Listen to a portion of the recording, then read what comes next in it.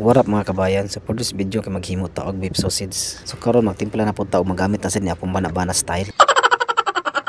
Pero syempre ato ginambana-banaon kay bawal man ta og pila ka kilo atong timplahan. Ya lisod man sad masige pa ta gamit og grisyo nga kay balo naman to sa timpla og kay balo na sa tamong bana-bana. So nahuman naman ta og butang sa mga spices mga kabayan, so ato nang siyang imikos-mikos para ma-mix jud siya maayo ug matunaw.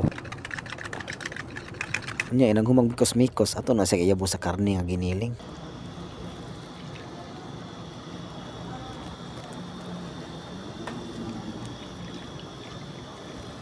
Nga ginhuman na ito giyabo sa karne, magmikos-mikos na punta. Unya kay nahuman naman itong mikos-mikos ang karne, mo proceed na sa daan yung tinai. Ato na siyang husayon para nga itong trabaho dayon-dayon.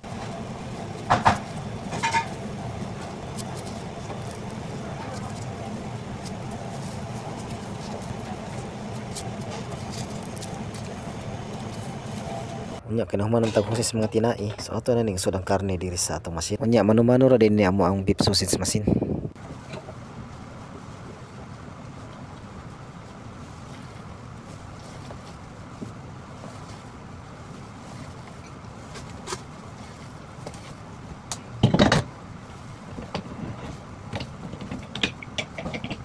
So mao din yung porma sa mo ang beef sausage machine. Gamay ra na siya pero gamit kayo. Bisan pag pila ka kilo imong himuon kaya ra kay nang humnon. Unya kay nahuman naman tagsuot sa karne. Ato na puning itaw dang tinai. Kun yung kauban kay bago pa man siguro mga 4 months pa ni siya diri. Mao ako sa sangi training. Siya na.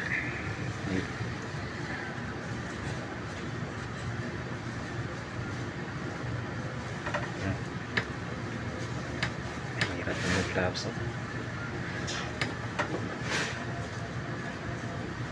So nya kay nahuman na matog sud ang tinai. So proceed na ta sa paghimo sa ato ang beef sausage.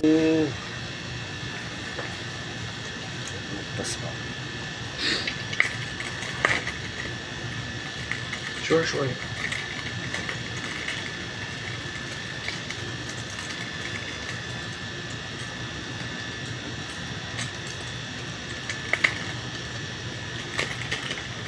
Alla pullo foglia.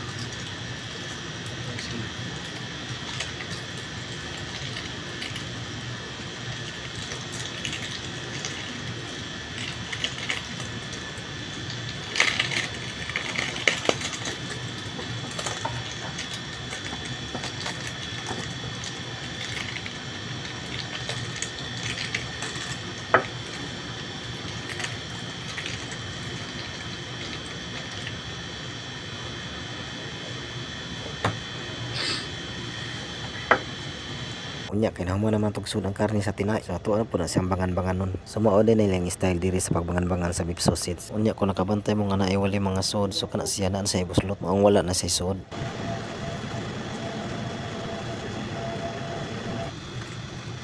Unya kung naabot na mo ani nga part sa akong video, kung okay ra ninyo nga paki-like, paki-comment o paki-share. Ug kung mahimo sad paki-follow na lang kung wala pa ka-follow nako. Kay dako na kay nang tabang sa ako. So dinhi ra ko kutob ug daghang salamat.